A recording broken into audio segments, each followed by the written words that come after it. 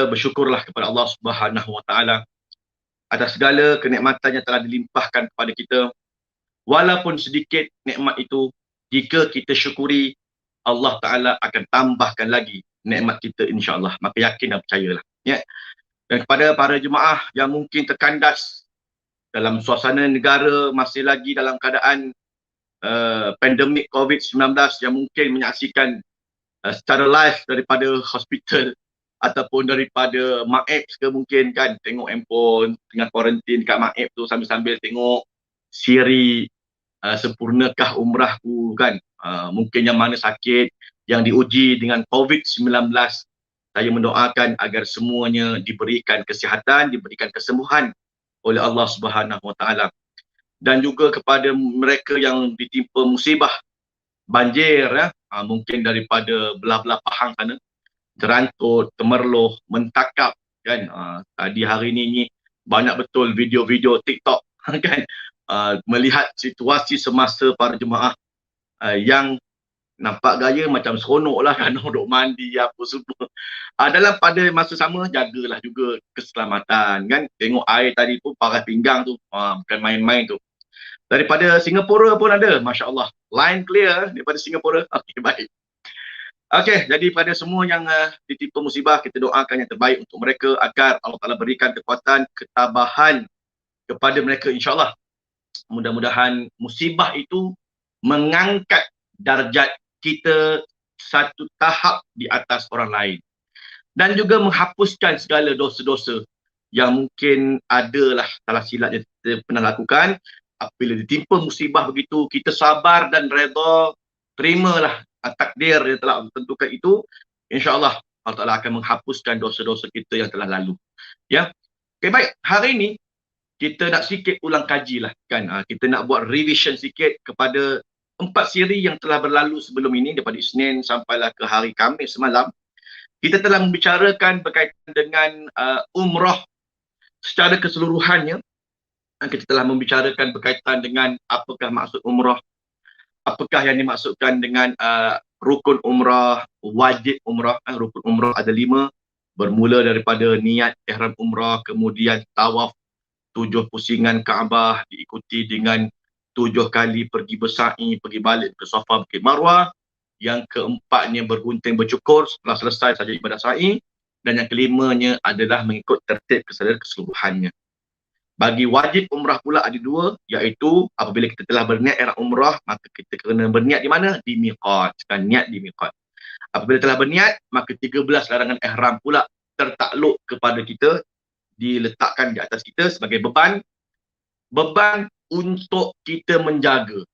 Inilah dia yang dikatakan sebagai susah payahnya dalam nak melaksanakan ibadah umrah. Dia ada larangan-larangan ihram yang asalnya halal tetapi menjadi haram seketika, tak boleh buat, kerana kita nak fokus dalam minda kita ialah fokus kepada ibadah kepada Allah Subhanahu Wa Taala. Tidak ada lagi kita nak fikir hal kesedap-sedapan, kan, bersedap-sedap, bersenang-senang, berlenang-lenang, rasa macam kita ni tak ada buat ibadah. Jadi itu semua kita ditahan sekejap dalam fatrah selesai sahaja ibadah umrah, maka 13 benda tadi tu boleh buat balik. Ya, kita telah menguraikan satu persatu. Juga kita telah membicarakan berkaitan dengan secara detailnya, iaitu hal ehwal wanita. Kita telah merungkaikan hal itu berkaitan dengan daimul hadas, darah-darah wanita. Bagi mereka yang terlepas episod tersebut, boleh tengok balik episod-episod yang lalu di Facebook Andalusia ni, boleh tengok. Dan kita telah membicarakan juga berkaitan dengan persediaan fizikal. Sebelum nak menuju ke Mekah, Madinah, apakah persiapan-persiapan yang perlu anda lakukan, kan, dengan barang-barang kelengkapan, dengan itu ini apa semua. Dan ramai dah yang PM saya nak mendapatkan senarai kelengkapan apa semua. Jadi bagi mereka yang belum dapatkan kelengkapan apa, senarai apa nak kena bawa ni, Ustaz, pergi umrah ni saya tidaklah pertama kali nak pergi kan. Jadi tak tahu, tengok kat web macam-macam, nak suruh bawa itu bawa ini macam-macam ada. Jadi yang ini insya-Allah siapa yang nak boleh PM saya. Nombor telefon saya kat bawah ni. Boleh WhatsApp saya, insyaAllah saya balas lah. Cuma kalau lewat-lewat tu, minta maaf kerana lambakan WhatsApp dalam minggu ni, ramai betul yang PM. Daripada Sabah, Sarawak, daripada Singapura, daripada Brunei pun ada, Indonesia pun ada. Kan, yang paling jauh daripada London sana pun ada WhatsApp saya nak mendapatkan senarai. Kan, bukan dia nak pergi umrah, maknya nak pergi. Jadi dia nak bagilah senarai apa semua tu pada ibu dan ayah yang ada kat Malaysia apa semua.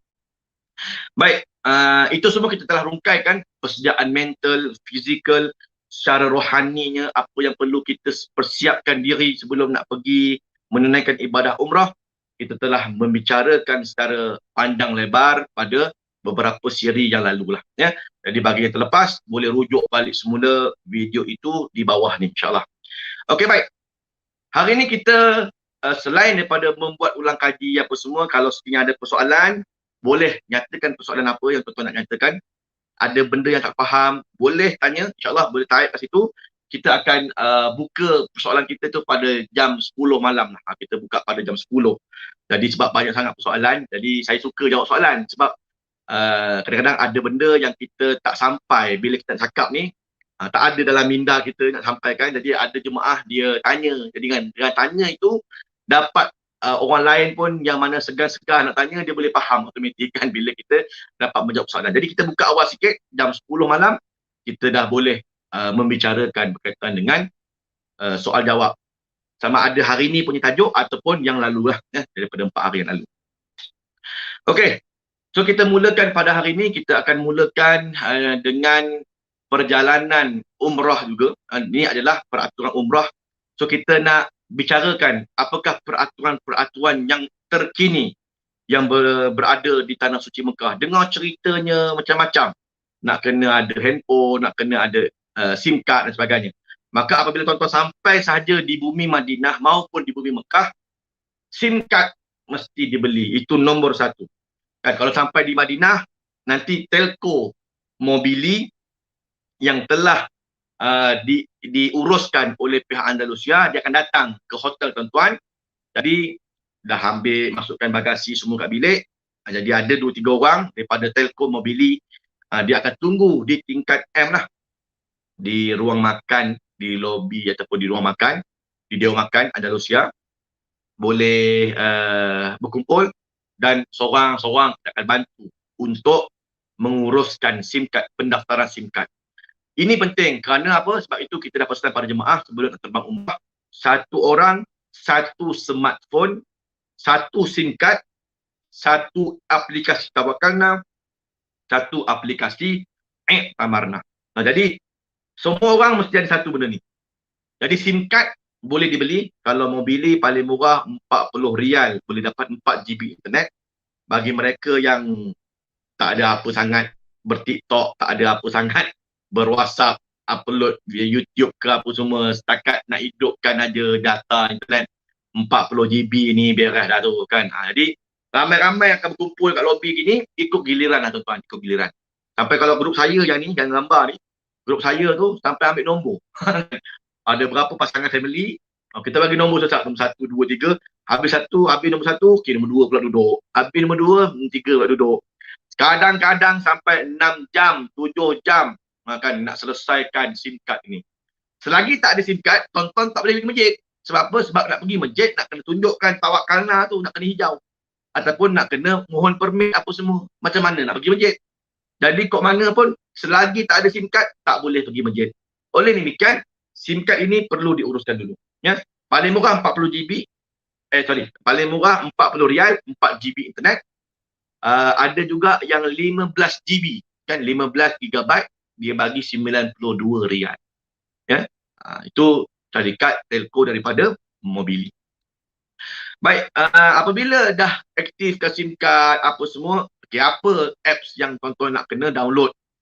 Saya dah pesan daripada awal, kalau daripada sini lagi tuan-tuan dah beli dah handphone ataupun smartphone, download siap-siap yang namanya Tamarna dengan Tawakalna. Ni 2 apps yang wajib mesti ada dalam handphone. Download siap-siap kat Malaysia. Apa sebab? Sebab bolehlah jimat GB kita tu. Kan? Kalau kita download di sana, nanti ditariklah kita punya GB. Dah kurang sikit dah. Jadi download sejak kat Malaysia, download aja, jangan buat apa-apa. Download sudah, biar aja biar aja aplikasi tu dalam handphone. Tak boleh nak godek-godek pun sebab selagi tak ada SIM card Saudi, dia tak berfungsi. Oleh demikian, dah download, biarkan aja. Biarkan aja. Yang ketiga, saya suruh download VPN Master itu kan. VPN Proxy Master. Jadi siapa yang tak tahu apa benda simbol apa semua, nanti boleh PM saja, saya boleh bagi WhatsApp nanti ya, tak ada masalah. Ya. Okey, baik.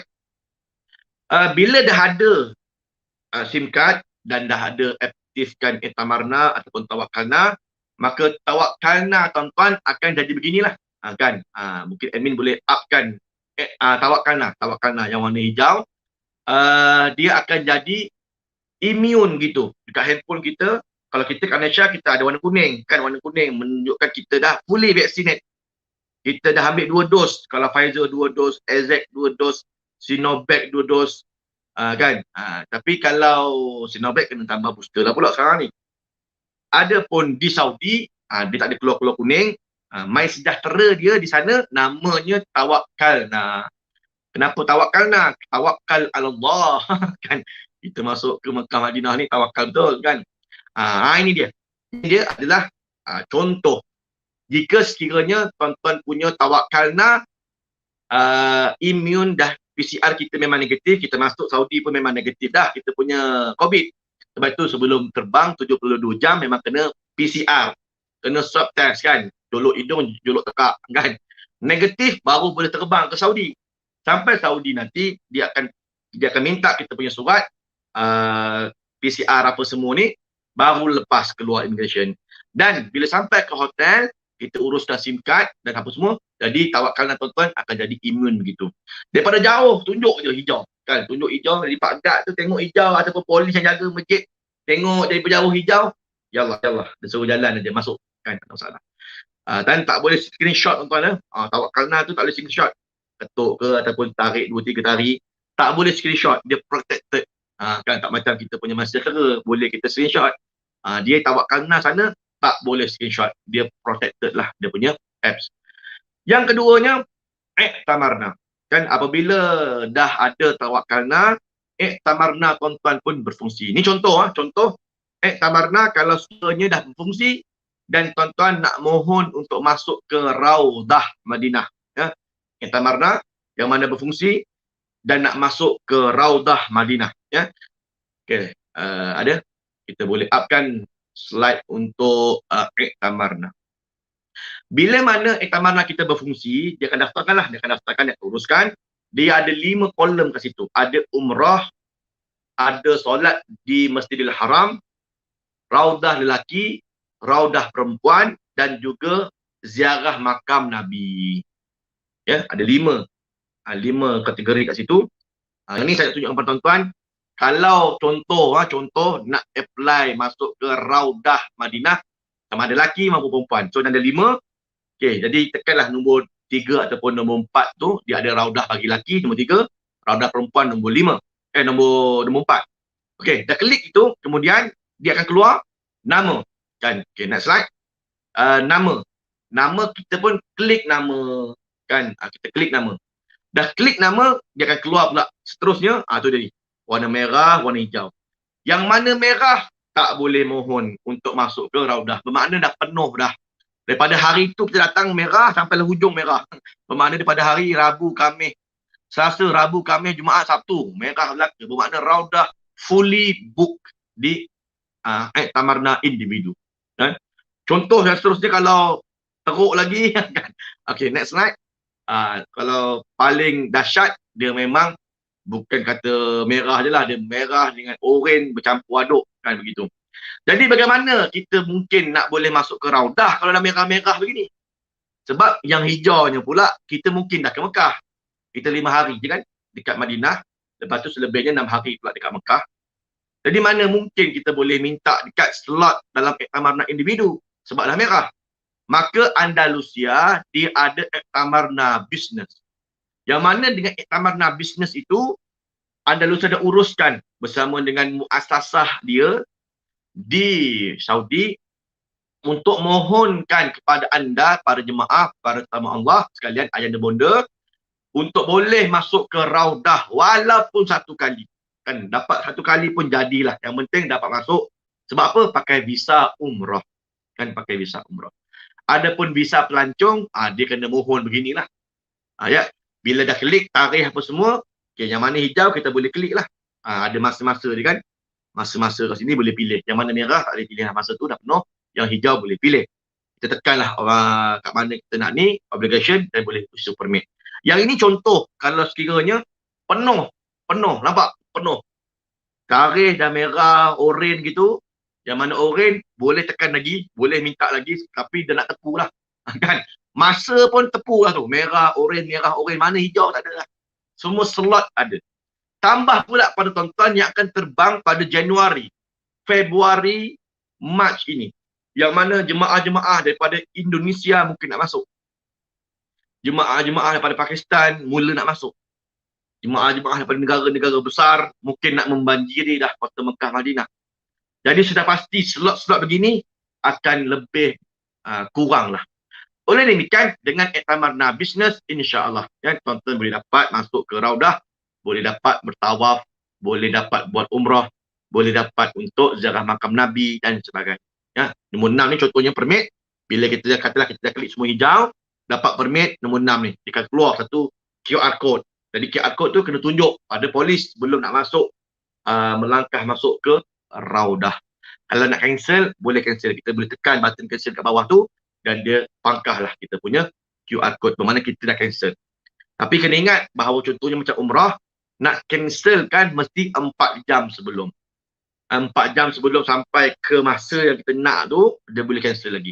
Dah masuk 4 jam, tak boleh cancel lah, tak boleh cancel. Jadi, inilah dia umrah pasca COVID yang memakai Iktamarna, memakai Tawakkalna, dan kita kena hadaplah benda ni. Kok mana pun tak boleh buat apa sebab ini adalah undai-undai Saudi yang baru. Ya. Okey, baik. Tadi saya dah bertanya dengan kita punya pegawai di Tanah Suci Mekah Al-Mukarramah, iaitu yang berbahagia Abang Arif, Tuan Haji Arifuddin. Bagaimana keadaan sekarang ni? Kan? Sekarang ni boleh ke masih banyak lagi ke kekosongan nak masuk apa semua kan? Kalau pakai visa holiday, itulah dia kelemahannya. Bila masuk baru kita nak boleh apply apa semua. Bila kita pergi SIM card dah on, kita pergi Tawakkalna pun dah on, Iktamarna pun dah on, barulah boleh kita nak mohon. Sedangkan kekosongan mungkin tidak ada. Tapi kalau dengan visa umrah, alhamdulillah, itulah kelebihan visa umrah. Bila masuk dengan visa umrah, bermakna memang kita nak buat umrah. Jadi muasasah akan bantu. Dan Andalusia, alhamdulillah. Dan sehari dua ni diberitakan dah dapat gelang biru pula kan, dah dapat gelang biru bagi memudahkan, melancarkan perjalanan masuk para jemaah yang ada bonda untuk masuk ke Masjidil Haram. Waktu solat tak payah dah kita nak tekan Iktamarna ke apa, tak payah, tunjuk aja gelang biru, kita dah boleh masuk ke dalam masjid. Tunjuk aja gelang biru, kita dah boleh masuk aja Masjidil Haram, boleh saja masuk ke Masjid Nabawi. Ya. Gelang biru tu macam mana? Nanti mungkin admin boleh upkan. Gelang biru dia macam gelang tuan-tuan masuk ke theme park lah kan. Pernah bagi theme park? Bangi Wonderland ke mana ke Evamosa ke apa semua waterpark. Kan? Ini gelang biru akan diberikan pada setiap orang jemaah kita. Boleh pakai selama 12 hari, jangan buka-buka. Kan? Dengan adanya gelang biru ni, tuan-tuan boleh tunjuk aja kat polis, polis nampak gelang biru, dah boleh masuk dalam Masjidil Haram untuk solat. Solat dengan gelang biru ni memang beres dah, tak payah. Kita nak apply lagi dekat aplikasi Iktamarna tadi. Ya. Jadi inilah kelebihan pergi umrah bersama dengan Andalusia, dah ada dah kemudahan begini. Alhamdulillah, kita mengucapkan syabas kepada pihak Andalusia Travel kerana sedaya upaya memberikan yang terbaik untuk para jemaah dengan memberikan 100% apa saja kemudahan kita akan bagilah pada para jemaah. Jadi para jemaah yang bersama dengan Andalusia tidak terasa macam susah nak pergi umrah apa semua. Kita akan mudahkan seberapa boleh. Apa saja kemudahan kita akan cuba ambil. Kan? Itulah kelebihan pergi dengan Andalusia Travel. Ya. Okey, baik. Jadi gelang biru tadi tu untuk memudahkan para jemaah masuk bersolat di Masjidil Haram tanpa perlu apply lagi di Etamarna dalam handphone dan sebagainya. Okey, baik. Kemudian saya nak bercerita juga berkaitan dengan apakah bentuk-bentuk ziarah yang terkini yang berada pada bumi Madinah dan juga bumi Mekah Al-Mukarramah. Jadi kita boleh tunjukkan dahulu untuk Madinah kita ada ziarah dalam Masjid An-Nabawi, di mana para jemaah yang pernah pergi bersama dengan Andalusia sebelum-sebelum ini, itu juga adalah ziarah yang kita akan bawa pada para jemaah, ya.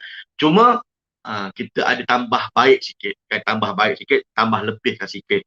Khususnya pada jemaah yang terbang bersama dengan grup Ustaz Saifullah Nasri, insya-Allah kan. Kita bagi up lagi kan jenis ziarah-ziarah yang berada di sama ada dalam ataupun luar Madinah Al-Munawwarah, nak bagi jemaah betul-betul menghayati ziarah-ziarah ini. Okey, baik. Kalau ziarah dalam kita ada contohnya kita pergi Sakifah Bani Saidah, kita pergi ke Masjid Nabawi kan, lalu luar tu kita bawa pergi Masjid Al-Ghamamah, Masjid Awan. Pernah dengar Masjid Awan? Tak pernah dengar Ustaz. Ada ke Masjid Awan? Dekat Awan ke? Bukan Awan sana. Masjid Awan tu dekat bawah kan. Tapi masjid-masjid ini semua ada kat keliling Masjid Nabawi je. Cuma tak pernah pergi kan. Jadi insya-Allah kita bawa kan. Masjid Awan, Masjid Abu Bakar As-Siddiq radhiyallahu anhu, Masjid Ali bin Abi Talib karamallahu wajhah. Ya. Kemudian kita bawa bergambar kat depan kubah hijau. Kita bawa pergi pula melihat bakit daripada luar. Kita bawa pula jemaah melihat Masjid Masjid Imam Al-Bukhari kan, perawi hadis sahih tu kan. Baik, jadi bermula pada pagi tu macam biasa kita akan berkumpul di lobi hotel. Next slide. Berkumpul di lobi hotel apa semua kan, ikutlah hotel mana tuan-tuan. Kita akan bawa ke Sakifah Bani Saidah. Ini kita kumpul dulu di depan hotel. Ini contoh hotel tuan-tuan Hotel Raudah Royal Inn kan, Raudah Royal Inn. Kita akan bawa tuan-tuan pergi ke Sakifah Bani Saidah tadi. Kan ada pokok-pokok menghijau apa semua. Apa istimewanya Sakifah Bani Saidah ni? Kan? Apa istimewa dia? Kena pergi umrah bersama Andalusia lah. Tak nak cerita sini. Kan? Cerita sini nanti dia bocor rahsia. Kita bawa. Jadi bila sampai sana nanti baru tahu apakah kisah dia kan. Sebab kita nak jimat masa ni aja. Jadi kita tunjukkan gambar je lah. Ya? Kemudian kita bawa pergi ke Masjid Nabawi, boleh bergambar depan itu. Kita bawa pula tuan-tuan pergi pusing sekitar masjid-masjid tadi. Kemudian kita boleh bawa tuan-tuan pergi melihat bakit daripada luar dan sebagainya. Okay? Itu ziarah dalam lah. Ziarah luar pula kita ada macam biasa. Kita berkumpul semula kat kurang lobi pada esok harinya. Kan? Kita naik bas beramai-ramai. Nanti dengar pula tazkirah daripada Mutawif. Ceritakan sikit apakah kelebihan Quba dan sebagainya. Kita bawa pergi ke Quba dahulu. Boleh bergambar dalam Masjid Quba. Ini Masjid Quba ya. Tuan-tuan nanti jangan lupa. Turun di mana, bas itu, situ turun, situlah naik. Kan? Hari tu jemaah dah pening jugalah. Sebab bila kita datang tu, bas sikit. Bila keluar dari masjid, lepas 10 minit, 15 minit semayang, nak patah balik ke bas, dah penuh dah bas. Dah pening dah, mana satu bas kita. Sebab tu, gunakan handphone kita yang smartphone tu, nama pun smartphone, ada kamera masing-masing, ambil gambar bas, ambil gambar nombor plate, ambil gambar driver, ambil gambar Mutawif depan bas kan, gitu. Bermakna itulah bas kita. Turun situ dan naik juga di situ. Kan? Lepas Masjid Quba tadi ni kita pergi, kita dapat solat 2 rakaat duha, 2 rakaat solat tahiyatul masjid kan. Lepas tu diikuti dengan solat duha 2 rakaat. Kemudian boleh buat solat taubat dah tu kan. Sebab kita banyak lagi tempat ziarah-ziarah nak pergi. Jadi 4 rakaat, 6 rakaat sudah. Lepas tu kita nak pergi ziarah tempat lain pula. Ya. Lepas tu kita bawa tuan-tuan pergi daripada Masjid Quba, kita bawa pula pergi ke ladang kurma. Kan, ladang kurma. Okay, next slide. Kita ada ladang kurma. Tuan-tuan boleh pergi membeli belah kurma. Nampak? Kan? Ni dia ladang kurma. Macam biasalah ladang kurma masjid. Kan? Pergi situ macam-macam ada. Nampak Datuk Daud pun melontar tu. Datuk pun melontar beli kurma ni. Kan? Ya. Kemudian ni entrance-nya, pintu masuk ladang tadi. Okay, kemudian next. Bukan kata kurma aja, coklat pun ada kan, macam-macam coklat ada warna-warni. Bukan setakat coklat, kacang pun ada kan. Next slide. Kacang apa semua nak beli tu pastikan beringat kita punya kilo berapa kilo apa semua kan. Ni beli last next slide. Kan dapatlah lagi seterusnya apa tadi last dapat satu guni dua kotak. Kan, satu guni dua kotak penyudahnya kan, memang banyak betul melontar. Kan, jadi tak ada masalah, boleh beli apa semua, pastikan ingat kita punya kilo, berapa banyak kilo kita apa semua kan. Nak beli boleh beli, tapi kilo kena beringat ya. Okey, baik. Kemudian daripada situ kita bawa pergi ke Uhud kan, pergi ke Uhud. Ni contoh video kemeriahan membeli belah kan. Beli macam-macam benda boleh beli dan sebagainya. Ya. Boleh beli macam-macam dengan kurma, dengan kacang, dengan apa semua. Boleh beli, tak ada masalah. Ya. Okey. Kemudian daripada situ kita akan bawa jemaah pula menuju ke Bukit Uhud ya. Ke Bukit Uhud. Sampai ke Bukit Uhud, jemaah akan turun bas, boleh melihat secara lebih dekat yang dikatakan Bukit Uhud. Inilah dia Bukit Uhud, Jabal Uhud. Ada Makbarah Uhud. Kan? Itu dia contoh, ada Makbarah Uhud. Ada perkuburan Uhud. Di situ tuan-tuan boleh membaca doa apa semua. Ya. Kemudian kita ada juga yang dikatakan sebagai Masjid Khandaq, Masjid Qiblatain, Masjid Qiblat. Cuma yang ini kita lalu je lah, kita tak singgah.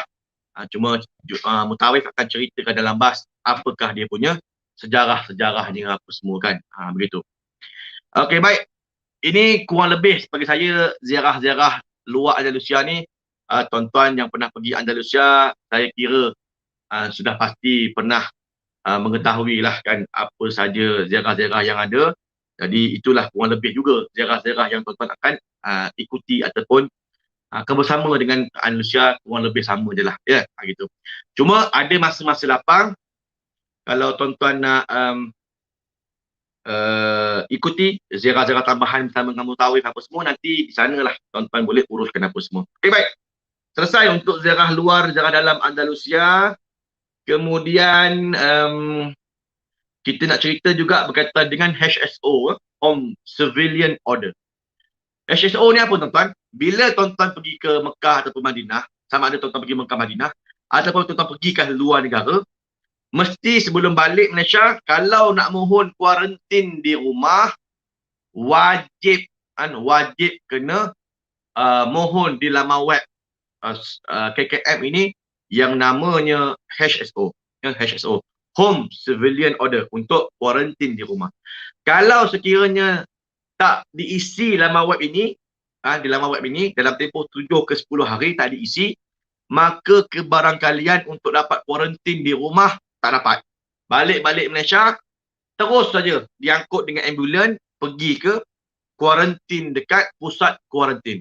Jadi kalau sekiranya tuan-tuan nakkan kuarantin di rumah, pastikan mengisi HSO ini 7 ke 10 hari. Bermakna kalau masuk Makkah dulu, isi di Mekah. Kalau masuk Madinah dulu, isi di Madinah. Begitu. Okey, baik. Itu laman web dia. hso.moh.gov.my. Ya. Okey, baik. Apa ada dalam laman web ni? Jadi benda-benda yang tuan-tuan perlu standby kan sebelum nak mengisi. Yang pertama sekali, mestilah ada IC, kad pengenalan. Kan? Yang keduanya, kena standby kan sijil vaksinasi. Kan kita boleh screenshot daripada kita punya MySejahtera. Yang ketiga, kita ada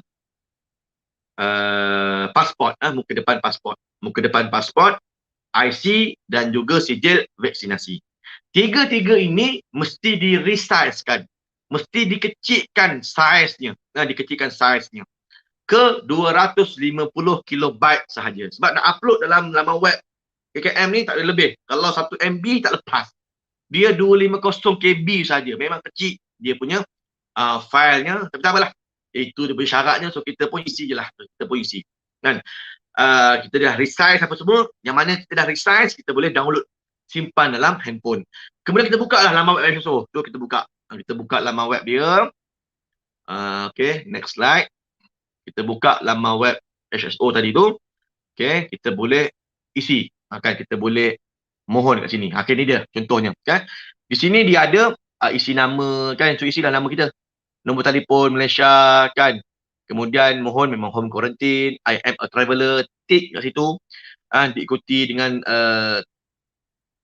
travel ni IC kita, kita punya IC, kita punya email. Email mesti tuan-tuan wajib email, kerana surat-surat approval ataupun reject, sama ada reject ataupun approve kita punya HSO, dia akan hantar ke email kita. Ya. Jadi email boleh tumpang. Jemaah saya itu pun banyak tumpang email saya, tak ada masalah. Kan kita tumpang email satu orang pun boleh, tak ada masalah. Kalau kita ada email kita sendiri, boleh pakai email kita sendiri. Ya. Kemudian kita boleh pilih yang namanya traveller, kan section B tu dia ada maklumat traveller kat situ. Nama kita balik, kita kena isi nama kita balik. Okay, next slide. Kita kena isi maklumat traveller satu kita lah. Kan nama kita penuh, negara nationality tu Malaysian, kan kita kena masukkan nombor pasport, tarikh lahir bila, gender lelaki ke perempuan, tarikh dapat dos yang pertama bila, dos yang kedua bila, so boleh rujuk semuanya dekat kita punya MySejahtera lah. Ya. Kemudian kita kena upload. Ni dia upload ni. Ya, upload ni penting. Identification dokumen tu kita boleh upload identification, kita boleh upload kita punya IC, ya. Vaccination dokumen kita boleh upload kita punya vaksin, 2 barcode tu ataupun 3 barcode bagi Sinovac, 2 Sinovac, 1 Pfizer. Dan travel dokumen yang bawah tu kita boleh isi kita punya buka depan pasport yang telah kita risaukan tadi. 3 benda ni yang paling mustahak, yang lain tak payah. Okay, next. Kemudian kita isi pada ruangan D tu full address, alamat yang kita nak kuarantin besok di Malaysia. Mana satu yang kita nak kuarantin? Kita nak kuarantin di rumah mana? Maka alamat itu kena betul. Isi betul-betul. Ya. Sebab apa tuan-tuan? Kalau salah isi, nanti ada yang dikatakan sebagai spot check. KKM akan datang buat spot check tuan-tuan. Jangan main-main. Kita main belasah je isi, dia ada spot check. Bila dia datang ke rumah, not at home. Tunggulah surat saman sampai. Surat compound sampai. Sebab apa? Dia ni kuarantin kat rumah sini, ni alamat dia, kita datang buat spot check, dia tak ada. Bermakna dia bukan kat sini, maka dia pun tak update pada kita, mungkin dia merayap keluar, pergi balik kampung, mana tahu kan. KKM kan dia tahu. Maka terus saja disaman. Jadi pastikan alamat kat sini ni, biar alamat yang kita nak kuarantin tu lah. Ya. Kemudian negeri mana, postcode berapa, daerah mana, semua tu kita boleh isi. Ya, boleh isi. Kemudian, ini yang paling kritikal tuan-tuan. Ini paling kritikal. Yang menentukan lulus tak lulus kita punya HSO ni, kan, ini dia yang paling kritikal. Yang pertama sekali, dia nak tahu berapakah jumlah ahli rumah, tidak termasuk kita yang terbang 2 orang ni, suami isteri, tak termasuk kita, ada berapa baki kat rumah tu. Adalah anak 5 orang, mungkin mak ke ayah kita duduk sama ke apa semua, tulis lah. Kan ada 8 orang contohnya, 8 orang.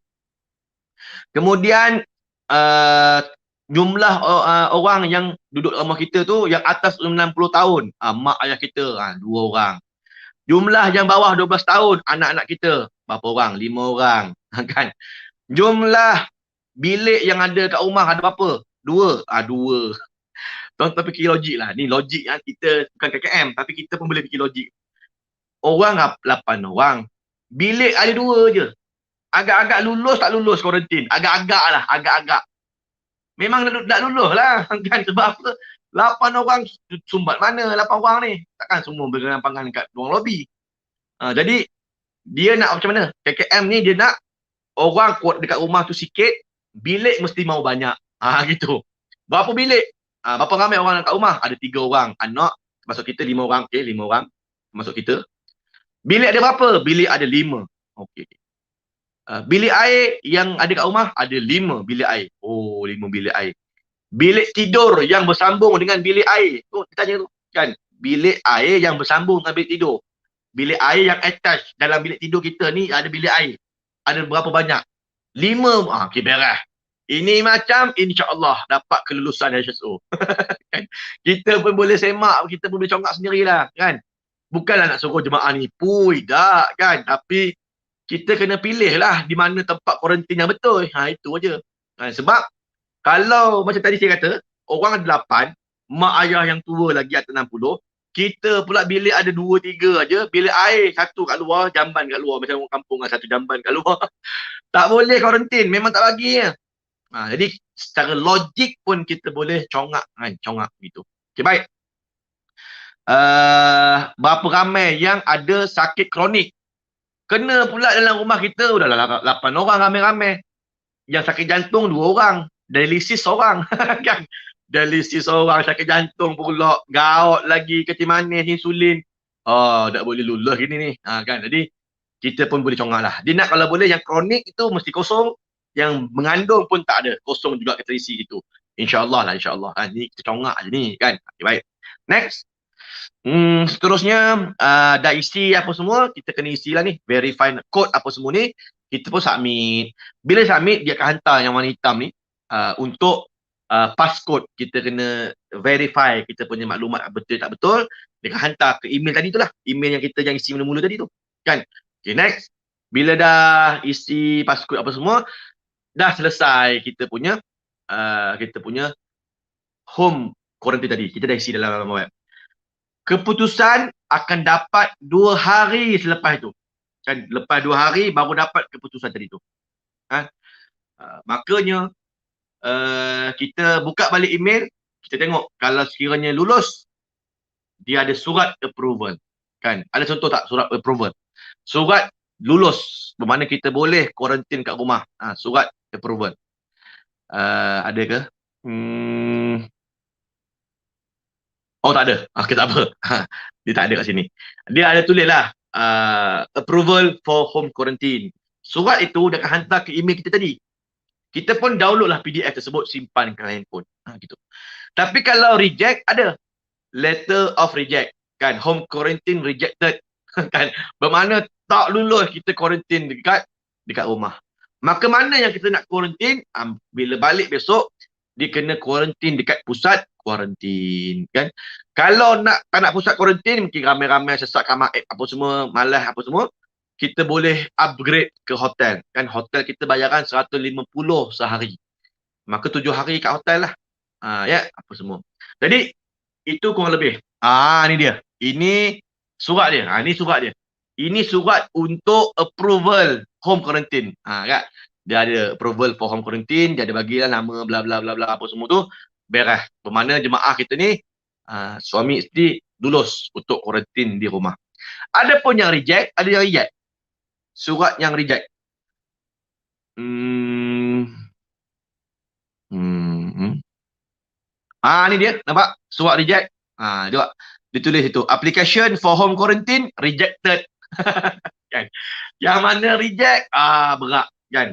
Tapi janganlah kita gusar di hati kan. Ini tepuk dahi, Allah reject pula kan. Tepuk dahi lah.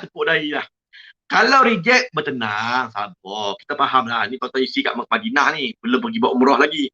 Masa tawaf tu mulalah lembik aja ni. Apa hal ni, reject ni, tak boleh home quarantine. Kita bukanlah mandom apa je, tak ada. Jemaah saya tuan-tuan, ni pengalaman. Jemaah saya masa saya pergi dengan Dr. Daud itu 30 Oktober punya grup, daripada 36 jemaah, 6 daripadanya rejected, di reject.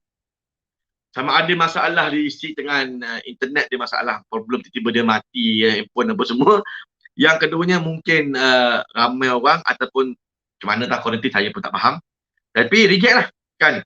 Bila dia reject, bila sampai di KLIA nanti, sampai di KLIA, kita kena persembahkan semuanya ni kepada pegawai KKM kan. Kita landing, lepas landing kita naik train ke terminal utama, lepas tu kita turun, nak kena isi satu lagi borang. Ada borang secara Google Form aja kan. Tak nak isi maklumat apa semua kat HSO, nak kena isi pula dekat KLIA apa semua kan. Bagi saya ni, kalau ada orang KKM dan dengar apa semua ni, bagi saya mudahkanlah urusan kan. Kesian orang tua-tua kita ni kan, terkapai-kapai ni kan. Ada orang nak tolong nasib baik, mutawarif ada, boleh tolong kan. Tetapi ialah nak nolong satu hal, lepas tu nak beratur pula dengan beratur orang daripada Myanmar lah mana apa semua masuk sama nak beratur kan. Daripada jemaah tu tak COVID, tiba-tiba daripada orang ramai tu jadi COVID pula. Ini berlaku pada jemaah saya. Daripada ramai-ramai semua negatif. Swab test Saudi semua negatif. Boleh balik semua. Tapi dalam banyak-banyak tu satu orang tiba-tiba positif. Dia punya swab test kat KLIA tu bila balik update kat MySejahtera lagi 2 hari positif. Dia kena kat KLIA. Tak tahulah kena kat KLIA ke mana. Tapi ramai orang daripada luar negara pun masuk. Daripada yang balik daripada Laos ada, daripada mana-mana pun masuk. Vietnam lah apa, daripada China pun ada. Jadi bila ramai-ramai begitu risaulah kan suasana COVID itu mungkin ada terkena jangkitan apa semua. Jadi bagi saya lah, ini saranan kalau ada orang KKM yang dengar ni, biarlah yang umrah ni ada satu line khas lah untuk mereka kan.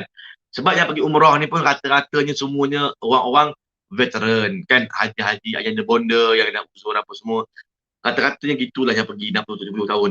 Bagi line khas lah, special lane untuk jemaah umrah ini. Kalau saya boleh bagi cadangan, itu saya cadangan kan, special lane. Tapi dalam banyak-banyak beratur tu ada juga lane khas untuk yang uzur apa semua, dia bagi lane khas lah kan. Tapi bagi saya lah akan datang sepatutnya KKM lebih memberi kemudahan lah kepada jemaah. Tak payahlah nak isi-isi maklumat apa lagi kan. Benda dah isi dah HSO, punyalah bercengkang mata nak isi HSO ni kan. 12 jam, 13 jam kot nak isi HSO tu kat Madinah tu kan. Kan saya sampai malam-malam 3-4 pagi dok tidur lagi. Apa sebab? Ustaz boleh datang ke bilik saya. Saya tak isi lagi HSO ni. Kita kat mana pun nak kena isi. Kalau kita landing kat Madinah baru nak pergi Mekah, kita kena isi kat Madinah. Sampai Mekah baru nak pergi Madinah, lepas tu kena isi kat Mekah. Kat mana pun kena buat sebab tempoh 7 ke 10 hari. Kalau kurang daripada itu tak valid dah untuk borang HSO. So kita kena kuarantin dekat pusat kuarantin. Kita tak nak. Kita kalau boleh nak kuarantin kat rumah. Apa pasal? Bila kita kuarantin kat rumah 7 hari tak dapat keluar pun tak apa. Yang penting aku dapat buka aku punya beg, taburkan ke rumah apa semua, boleh kemas rumah, kemas kita punya beg bagasi, kemas baju, basuh baju dan sebagainya. At least kat rumah boleh lah. Tapi kalau kena kat pusat kuarantin kan leceh. Oleh demikian, bagi yang reject, nanti bila sampai apa semua, jumpa dengan pegawai KKM yang berada dekat kaunter KLIA tu, tengok sikit, baca-baca sikit kan. Waja'alna min baydihim saddan wa min khalfihim saddan wa asyhadu an la yudun. Bagi sembuh satu kali, bagi angin sembuh. Supaya apa? Supaya muka-muka ni semua tension ni semua penat ni bagasan hadapan KKM ni. Sebab macam-macam orang lah, pening kepala ada orang ni. So kita mudah-mudahan dapat pegawai KKM yang bagus lah, tengok sikit muka-muka yang mana ceria-ceria sikit kan, yang senyum-senyum apa semua macam saya ni kan. Jadi kita pergi ke dia lah. Jadi mudah-mudahan yang mana yang reject tu, dia ada satu QR code khas. Yang mana QR code tu kita boleh scan dan dia boleh override kita punya letter. Jadi jemaah saya daripada 6 orang, 4 orang dia rehat kejap. Bila tahu okay, kena quarantine kat pusat quarantine juga apa tak apa, saya nak buat satu panggilan jap. Padahal tak ada apa-apa pun. Pergi tepi kejap rehat. Bagilah orang lain lepas dulu apa semua. Dia jumpa pula pegawai KKM yang lain. Dia pergi satu lagi. Mula-mula dia jumpa perempuan. Mungkin perempuan tu ialah kan, tahkan uzur ke, tahkan bau gaduh dengan suami ke, bau gaduh dengan buaya peran ke apa semua. Kita pun tak tahu kan. Jadi dia pergi pula jumpa kan pegawai kaunter lain. Yang laki pula jumpa laki. Kan jumpa laki. Ni cek satu QR code baru. Isi balik maklumat apa semua dengan detail apa semua, dapat approval. So 4 orang tadi ni yang asalnya kena kuarantin di pusat kuarantin, dapat kuarantin di rumah. Bermakna boleh kau tim rupanya kan, boleh kau tim kan. Boleh ejah lah, boleh ejah bila sampai di KLIA itu apa semua. Oleh demikian yang mana reject, sabar dan juga jangan kita gesah gelisah kan. Kita buat je lah umrah, tenang-tenang apa semua. Pergilah Madinah, tenang-tenang jumpa Nabi apa semua. InsyaAllah nanti di KLIA nanti boleh dibantu oleh mutawif untuk dapatkan jugalah home quarantine. Andai katalah yang memang tak boleh, seperti tadi dah orang kan, 4 dapat quarantine kat rumah. 2 tadi ni memang kena pusat quarantine lah. Saya nampak sendiri, dia kena pakai gelang putih. Kalau gelang putih untuk pusat quarantine ataupun hotel. Kalau gelang pink itu quarantine di rumah. Lepas apa semua kaunter tadi tu dah pakai gelang dah pakai gelang pin, kita kena satu kali lagi swab test di KLIA.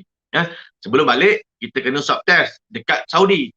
Kena bayar 150 rial lah. Yang ini ni 150 rial. Kita bayar nanti pada mutawif. Dan mutawif akan kumpulkan duit untuk doktor datang ke hotel kita untuk buat swab test. 2 hari sebelum balik.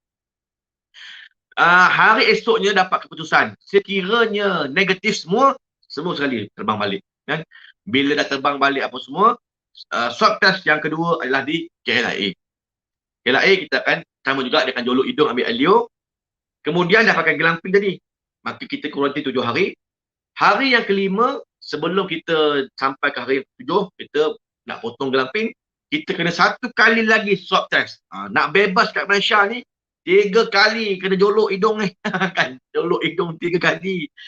Allahumma salli ala Muhammad. Kan? Kalau nak bebas dekat Saudi, satu kali aja swab test. Kan? Sebelum terbang 72 jam. Sampai Saudi beres dah. Mekah, Madinah. Tak ada masalah dah. Tak ada swab test. Sebab apa? Masuk Saudi negatif lah. Dia punya COVID. So apa ada masalah lagi? Jangkanya, jangkanya Malaysia pun sama lah kan. Ini Malaysia, tanah tumpah airku. Tak payahlah bagi susah sangat-sangat kan. Bermakna kalau Saudi pun dia boleh accept dia punya negatif tu, kita dah buat kat Saudi. Negatif, sudah masuk Malaysia. Terus saja special lane kan. Jemaah umrah dah swab test, negatif. Special lane aja. Terus immigration ambil, tak payah nak swab test. Sampai keluar apa semua, ambil barang, boleh keluar nak beranak, boleh jalan pergi kedai mamak apa semua kan. Ini jenuh mengidap 7 hari, tak boleh kedai mamak, tak boleh kena teh tarik ni. Apa semua kan. Tak dapat makanan tercandai. Aduh, pening kepala jemaah kan. Kena kuarantin pula. Tapi tak tahulah. Kalau bulan 1, bulan 2 ni, tiba-tiba dah dikurangkan lagi tempoh. Daripada 7 hari ke 3 hari ke, Alhamdulillah kan. Akan datang, mungkin dah tak ada dah kuarantin ni. Jadi, wallahualam, kita doa-doa lah kepada Allah Ta'ala agar kerjaan kita ni dapat mengurangkan lagi tempoh kuarantin dan memberi kemudahan khususnya para jemaah umrah yang balik daripada tanah suci ni kan. Pakai special lane ke apa semua. Okay, baik. Kalau sekiranya jemaah kita didapati positif, ni jemaah ni berlaku. Jemaah Andalusia pun ada juga yang positif. Bila positif swab test kat Saudi, tiba-tiba dia positif. Bila dia positif, tak boleh balik Malaysia. Maka jemaah tadi ni akan diisolatkan di satu bilik lain. Kalau daripada Safwa mungkin akan diisolatkan ke hotel Nanda Diafah kalau itu. Kalau sekiranya nak stay dekat Safwa, nanti dia kena bayar tambahan sendiri, kena bayar duit lebih. Jadi kalau nak ni, pergi ke Anwar, pergi ke Nanda Diafah dan boleh isolate di situ. Pegawai kita akan hantar makanan apa semua insyaAllah.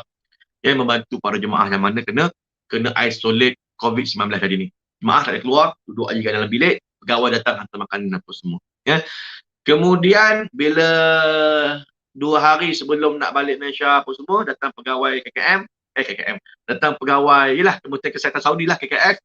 Dia akan buat swab test sekali, kalau negatif baru boleh balik. Kalau dia masih lagi positif, sambung lagi kuarantin di Kota Mekah Al-Mukarramah. Maka ini berlaku pada jemaah, dia kena kuarantin. Ya, bila dah boleh balik Malaysia, dia boleh tumpang saja. Kan grup mutawif mana nak balik Malaysia tu tumpang. Tapi kalau dia nak ambil penerbangan yang awal untuk balik ke Malaysia, dia kena ada surcharge tambahan. Surcharge tambahan itu semua bayaran kena settlekan di Malaysia untuk booking tiket bersama dengan grup yang nak balik bersama. Jadi ini yang berlaku lah. Ya.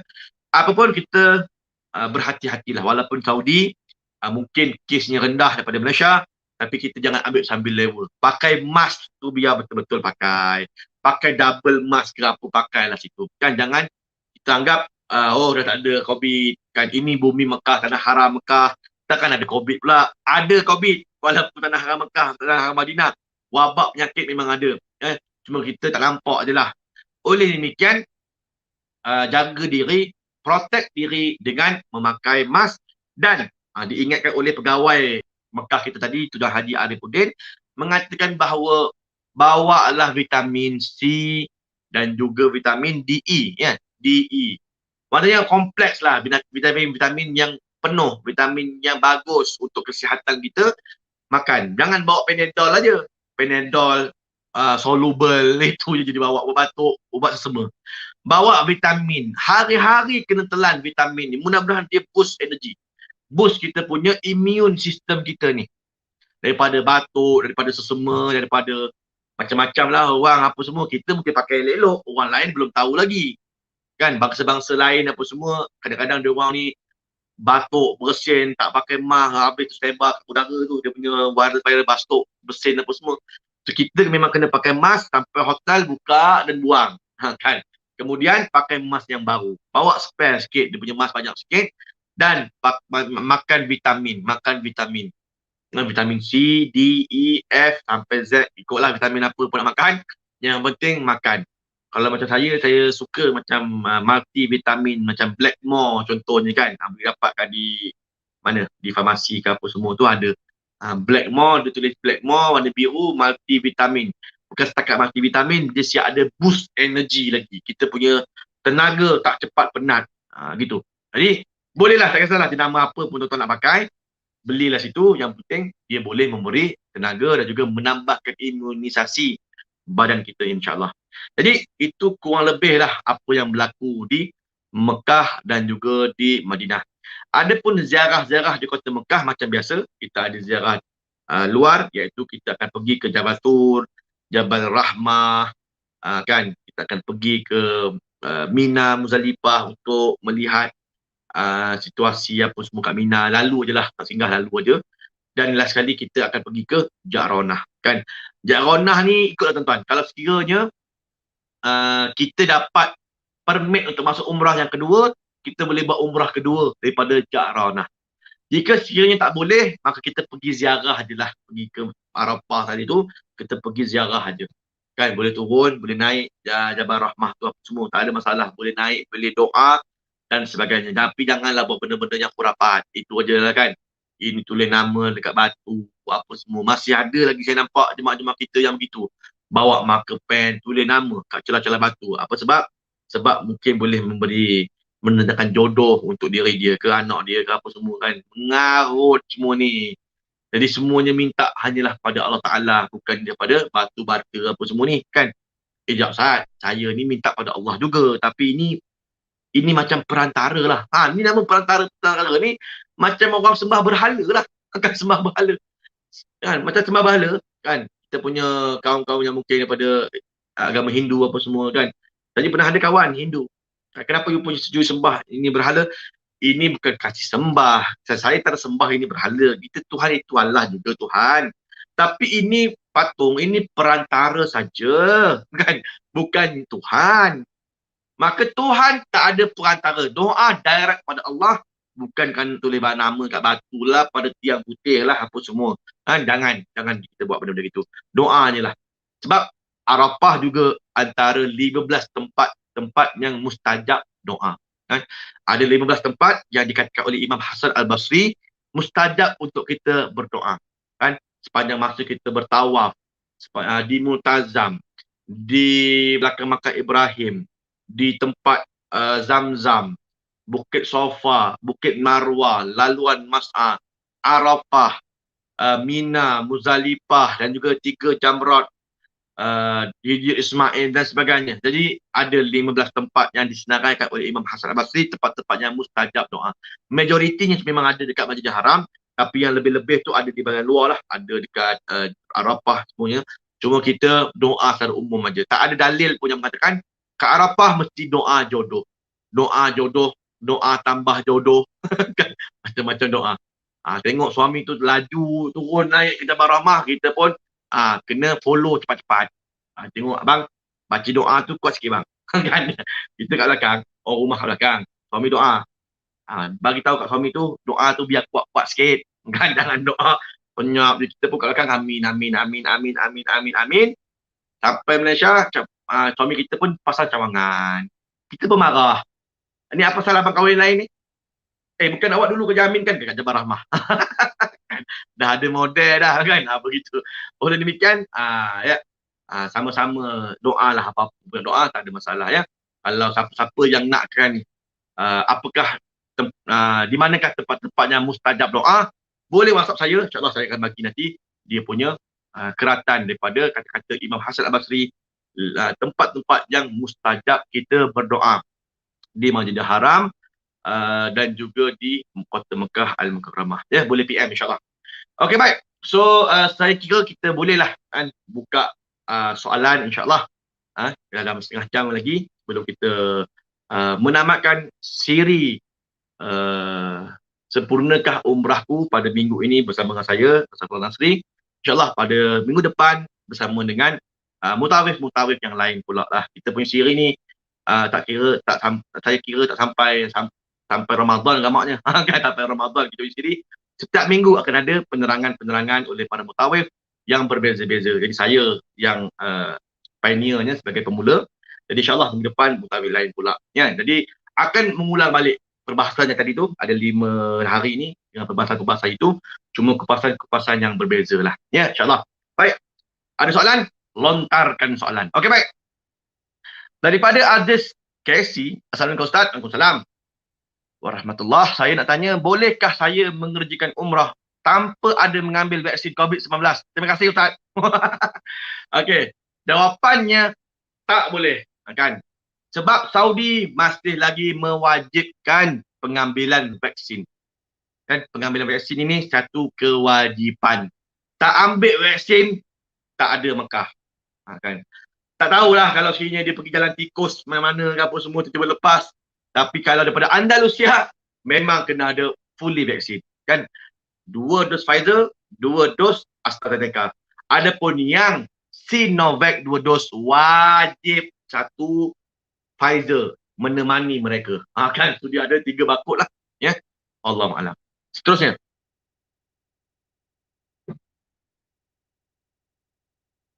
Lagi? Okey, daripada Ina Anwar. Assalamualaikum Ustaz. Waalaikumsalam. Nanti boleh kongsi simbol-simbol kedua WhatsApp. Beres. Nanti habis ni, boleh WhatsApp saya. Nombor telefon saya tadi. Ya, saya akan bagi. Tak ada masalah. Next. Daripada Zuraidah Muhammad Nur. Salam warahmatullahi. SIM card Arab Saudi bolehkah digunakan di Malaysia sekiranya ada baki lagi? SIM card Arab Saudi digunakan kat Malaysia tak berfungsi. Kan tak berfungsi. Sebab kita daftar tu dia ada period masa. Dia ikut kita punya e-visa. E-visa kita ambil 30 hari. Bila kita dah balik Mekah apa semua sampai Malaysia, masih lagi berfungsi. Dia buka lagi, dia boleh on lagi kita punya tawakalna, itamarna, tu dia masih lagi on. Lepas 30 hari, dia padam. Dia tak boleh buka dah. Kan? Gitu. Jadi, kalau ada, sebab tu kalau nak beli apa semua tu, beli sikit dulu tak apa. Beli yang 40 GB apa semua. Kalau kurang, boleh beli top up untuk tambah. Kan dia punya call ataupun dia punya data internet. Boleh tambah. Jadi jangan beli banyak sangat. Nanti membazir lah pula kan. Gitu. Tapi bagi yang muda, macam-macam saya ni, bayar-bayar 30-an ni, kan, memang rajin berFacebook, YouTube apa semua, beli terus 15 GB, 92 rial untuk membeli. Bagi siapa yang tak apa nak rajin, apa semua ni kan, beli yang 40 rial, 4 GB aja, beres dah tu. Ya, okay, baik. Seterusnya.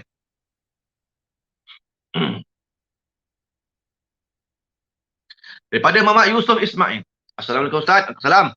Selepas berdaham dan beristinja kerana membuang air kecil, ada terasa macam keluar titik kencing keluar. Adakah dikira daimul hadas? Kalau berdaham ni, mesti ini adalah amalan Nabi SAW. Bahkan orang lelaki wajib kan berdaham ni. Kan? Disebut sebagai istibrak wa tanahuq. Kan? Dalam bahasa Arab disebut sebagai istibrak wa tanahuq. Maksudnya berdaham. Dia kencing tu. Kita tekan lagi supaya baki-baki air kencing dikeluar. Yang keluar itu bukan kira daimul hadas. Itu memang baki air kencing kita. Daimul hadas ni ialah dia waktu-waktu biasa. Kita bukan waktu kencing. Maksud kita relax aja. Kita nak pergi jalan apa semua. Patut-patut dia keluar automatik. Dia punya injap itu tak boleh menampung air kencing dia. Maka sudah loose. Sudah longgar. Maka itu yang dikira sebagai daimul hadas. Tak upaya daya. Memang habis luar kena air kencing apa semua. Sikit, titik dia keluar. Bukan waktu kencing pun dia keluar. Tapi kalau tadi ni soalannya berdaham. Berdaham bukan dikira sebagai daimul hadas. Itu memang kita kena berdaham. Supaya keluar betul. Kan? Pernah tak? Ni biasa kan. Kita kadang-kadang buang air kecil. Laki ke perempuan tak pasti. Duduk kat mangkuk jamban itu. Kita rasa dah keluar habis dah. Bila kita bangun, keluar lagi kan. Itu mana kata ada saki baki lagi. Di pundi kencing kita belum keluar air kencing. Kalau kita tak bersihkan, dikira najis. Kita semayang tak sah apa semua. Ini yang banyak diazab oleh Allah Ta'ala besok dalam kubur. Apa sebab? Sebab sembahyang tapi dalam keadaan air kencing hanya tak dibersihkan dengan sempurna, tak beristinjak dengan betul, maka dikenakan azab kubur bagi mereka yang tak membersihkan. Dan ini dalil hadis daripada Nabi. Nabi pernah mendoakan satu orang yang diazab kuburnya kerana dia tidak menjaga air kencing. Oleh demikian, istibrak wa tanahuk ini mesti dilakukan oleh lelaki maupun perempuan bagi keluar air kencing habis. Betul, eh?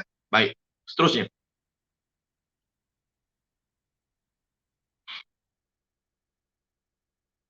Seterusnya. Daripada Juwasari. Salam. Salam. Ustaz, pakaian boleh pakai baju kurung ke? Macam mana dengan nenek-nenek yang berumur nak pakai smartphone? Okay, baik, ada dua soalan. Yang pertama, boleh pakai baju kurung tak? Dekat Mekah maupun Madinah, boleh pakai, tak ada masalah. Baju kurung boleh. Kurung batik kita yang biasa-biasa kan, warna-warni apa semua tu boleh pakai, tapi pastikan kita punya tudung pun labur kan, tudung pun labur. Cuma jarang lah kan, jarang. Saya kelihatan jarang orang perempuan kita pakai gitu. Dia pakai telekung sampai sudah kan. Ataupun dia pakai jubah hitam, tudung hitam, jubah hitam.